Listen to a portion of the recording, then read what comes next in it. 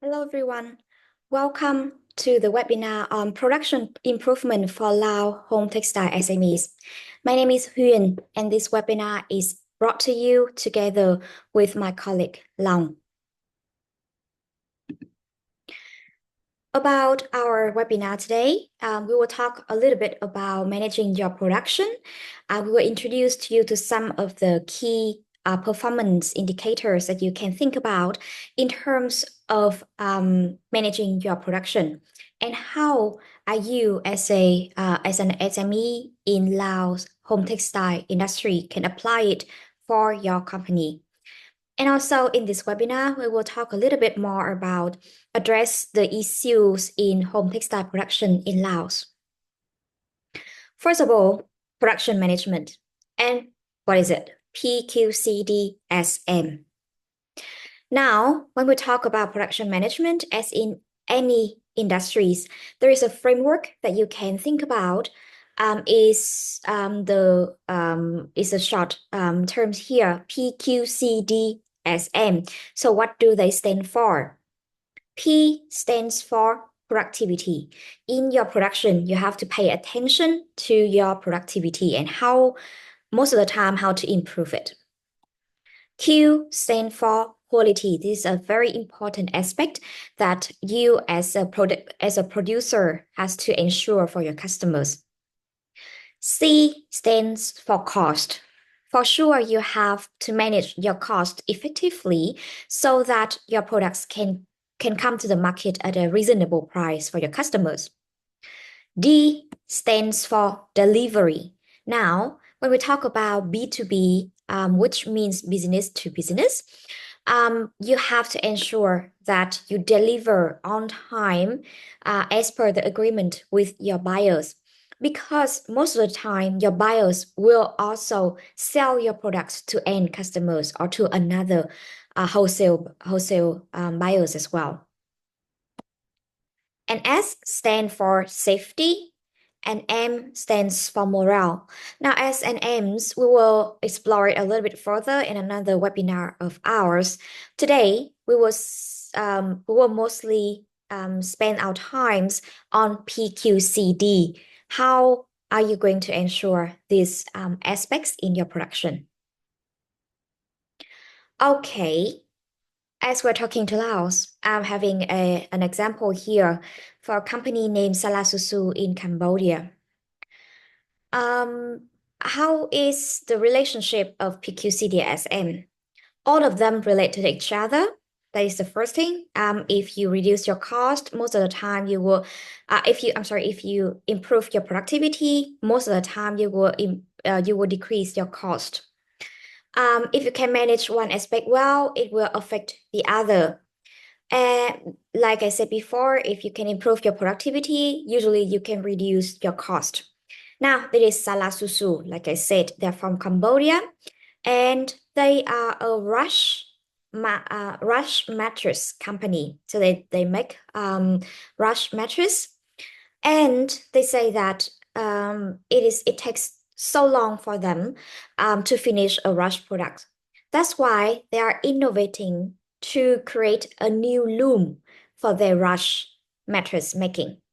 And they are doing so by mimicking the textile looms, the handicraft textile looms, learning from Laos. And you, as an SME in Laos, home textile industry, think about yourself. Have you ever managed these aspects in your production at your workshop or with your producer group?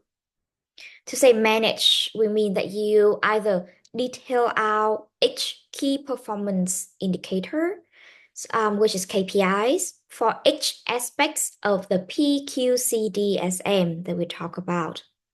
Have you ever recorded the KPIs? Have you ever analyzed it and find the way to improve it? Think about it for yourself.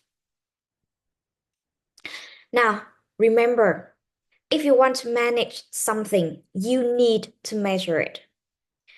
And if you want to measure it, you need to record. So recording is the most important KPIs in your production is the first step, which means that you need to set up an administration system in your production so that you can record all of the KPIs that you want to measure. And so looking back all of the data, you can see which aspects you can improve in your production. Now, when we think about KPIs, it can be a little bit vague, but apply it to your own company's industries. We can think about so many KPIs, and I think that some of you are already having it in your system more or less. For example, for productivity, usually we'll have the KPI about how many meter or meter square that a weaver weaves for an hour, for 8-hour day, or for a month.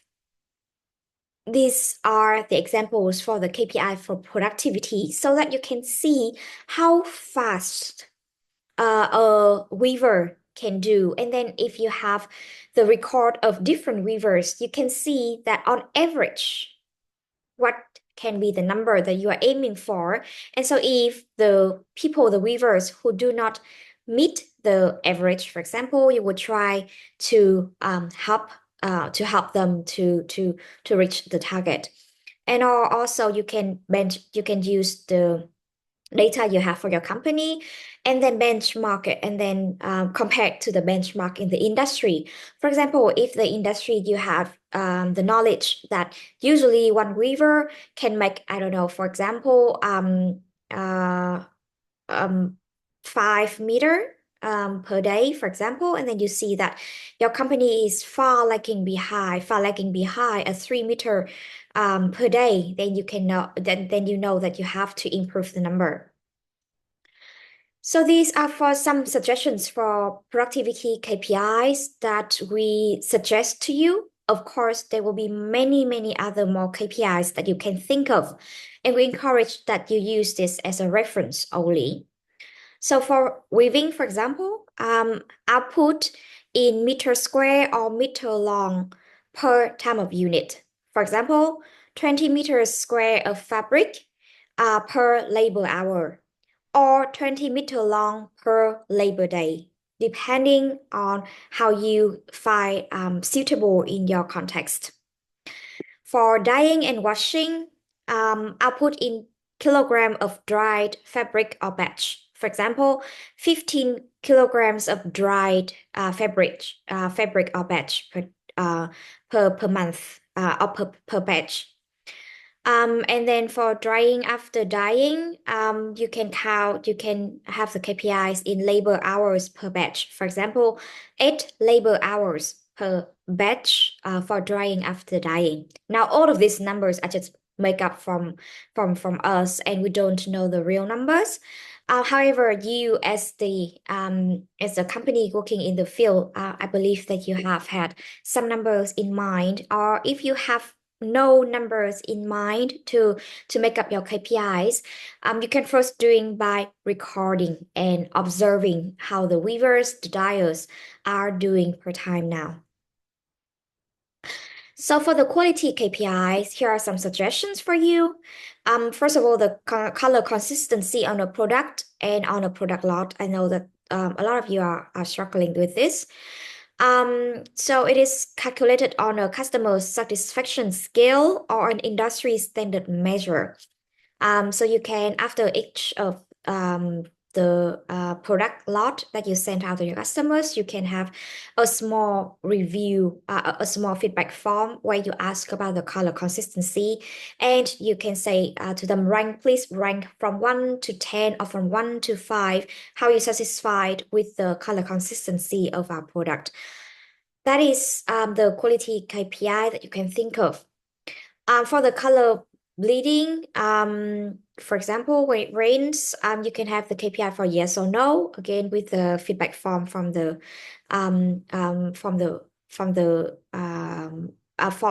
users. Color fastness, also fastness against the fading or discoloration of the product during use. calculated by the number of times of washing or wearing, or by time, like how long the users can use it for. And then another quality KPIs, which we think are very important if you want to export. You can make sure with your dyers, like are they azo chemicals or not, and then your dyers have to clarify or have to send you the proofs that there are no azo chemicals in the dyes. And then whether it is machine wash or hand wash only, yes or no. Whether it can be ironed, yes or no. That is the quality KPIs that you can think of and then build it for your own dyers. These are the suggestions for the cost KPIs. You can think of the cost of fabric materials. For example, how many keep per product, or how many keep per meter square, or keep per meter long. I know that definitely most of you are doing this. And also we can think about the cost of dyeing chemicals, how many keep per kilogram of dyed fabric. The cost of dyeing materials, the same. The cost of dyeing or washing or drying labor. It will be more and more important when you record the cost of labor as well, as it is expected to increase through time. It can be how many keep per batch or how many keep per kilogram at the producer groups. Cost of weaving labor also, and cost of management labor at producer groups. And then here we also have many other cost KPIs. As you know, we have so many costs as a company. Cost of dyeing labor at the company, cost of weaving labor at your own company, your own in-house workshop, not in the producer group. Management expenses at the company. Now you have to have your overhead costs, right? All the manager, line managers, leaders, group leaders in your companies.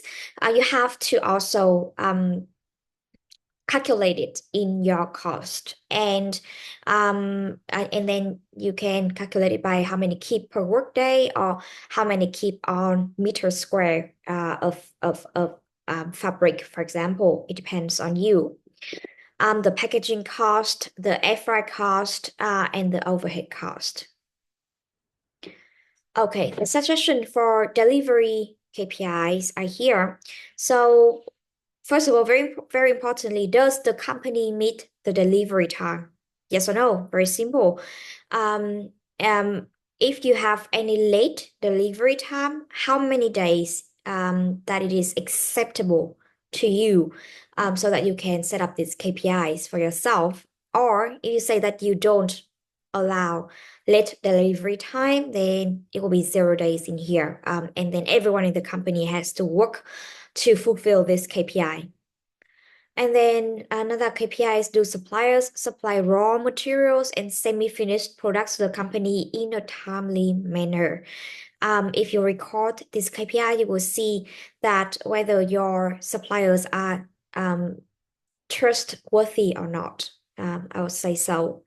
And finally, the delivery time of raw materials and semi-finished products for late delivery, if you have any of that, how many days usually it will be.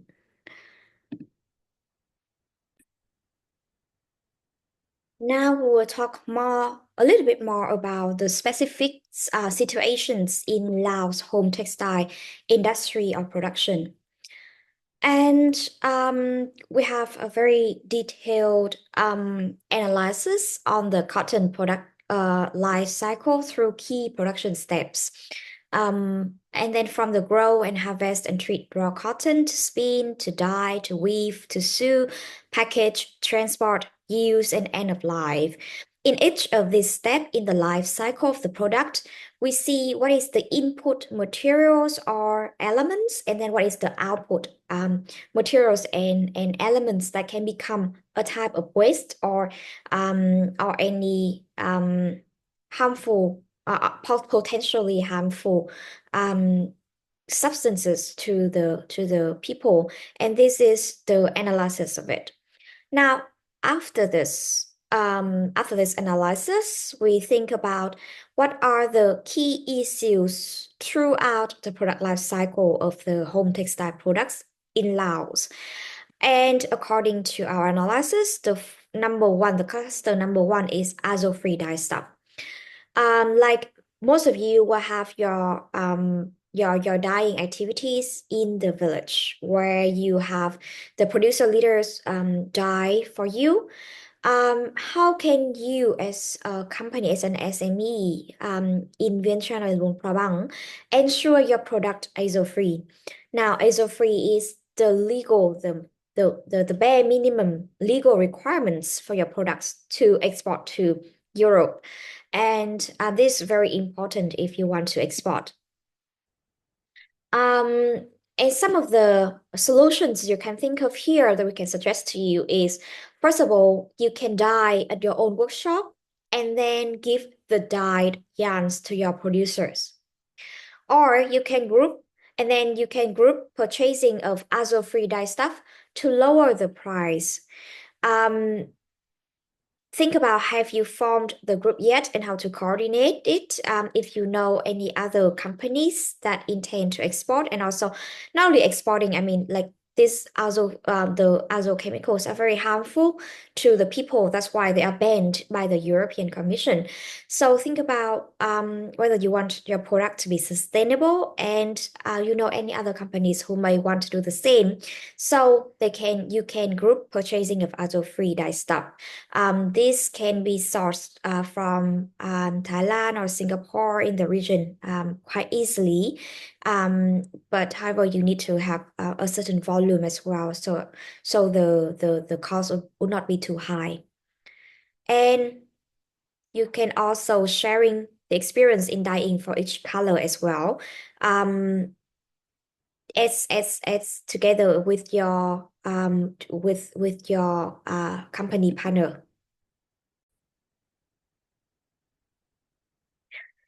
And then another solution that we think you can apply is optimizing your production.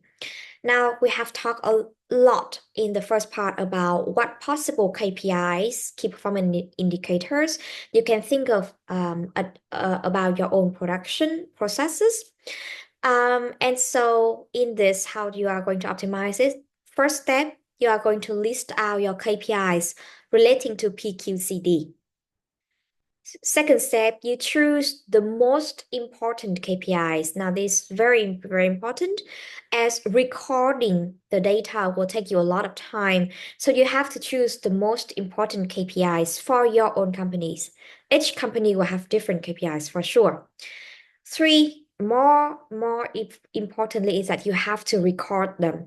You have to have people who actually put the numbers, put the data on a paper or on computer, so that at the end, at stage 4, you can review and improve them. If you have the KPIs but you do not record them, write them down, and write them down through times, then you cannot have any data to review and improve it. And how can you improve your KPIs number? First of all, you refer to the industry benchmark, like I said. If you know that with other companies in the market, in the industry, on average, they will do, for example, 5 meter long weaving per day per weaver, for example, then you know that, okay, you are lagging behind or you are above the industry benchmark already, and it's fine. Or you can breaking down the added value actions and non-added value actions in your production. So you can decrease or eliminate the non-added value ones. One of the example for this, I know this can be a little bit hard, but for example, how to improve the weaving process. You can see if, for example, if the pedals of the loom are hard to push, it will affect your productivity. So ensure the pedals are more stable and easier to push, or you can making lighter reed to push from one end to another easier. Many other things you can think of about here by observing how your weavers are doing and what they are struggling. Now, it's easy to say, very, very easy to have a webinar on this. But do you remember Salah Susu that I talked about at the beginning of the webinar? It takes them 2 months to build a new loom, but a year to improve their productivity KPIs. So consistency in recording and reviewing the KPIs are the most important. So Salah Susu built up the loom based on the suggestions of a textile hand loom. And then they actually sit down together as a team. They list out what are the most important KPIs, how many meter of rush metrics do they aim for 8-hour work day of a weaver. And then they record it through times. First, the first months, because it is so new, and then the loom is not perfect yet. They can see that they can only make a little bit of they can only weave a little bit of the rush. And then they will see that, oh, the petals can improve a little bit. The procedures, I mean the actions of the weavers can be improved a little bit. And then they also make the supporting devices easier to use as well. And then they improve, and then they record the KPIs, and then they improve the machine again. And it took them a whole year to improve their productivity KPIs, but it is a very fruitful journey that they had come through. Another part in the cluster number 2 about optimizing your production, we can also see in Laos home textile is that you can think about increase your loom width and also switch to improved or semi-mechanization loom. What is it? This is an example of the semi-mechanic loom at thank you very much for the courtesy of Studio Silapa. So in this semi-mechanic loom, the computers will aid the weavers in calculating for the patterns. So it will take them much faster to weave. They can be like 3 to 5 times faster than the traditional loom. And also in the presentation, you can find some of the examples that I have in here, mostly from India, where they have improved semi-mechanic looms, which improves the productivity a lot. And that is the end of our presentation on the production management. We talk about PQCDSM. How are you going up some suggestions for your KPIs, your key performance indicators, your KPI relating to PQCD, which are the most important part if you want to manage your own production. We also talk about what are the issues in the Laos textile industry and some of the solutions that we think that can be directly applied to you in terms of improving your production, having a good dye, a good azo-free dye system in place.